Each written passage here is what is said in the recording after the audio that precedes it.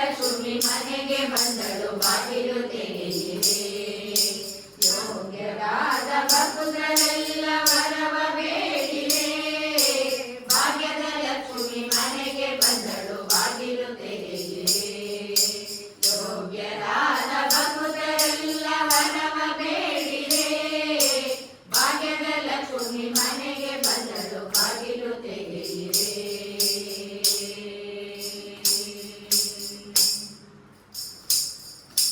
ಶಿರಸಿನಲ್ಲಿ ಧರಿಸಿದಂತ ತ್ರಿಪುಟಯಾಗಿದೆ.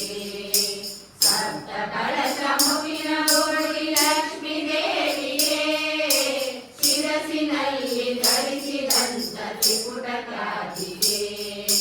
ಸಪ್ತ ಕಳಶ ಮುಗಿನ ಗೋಡಿ ಲಕ್ಷ್ಮೀ ದೇವಿ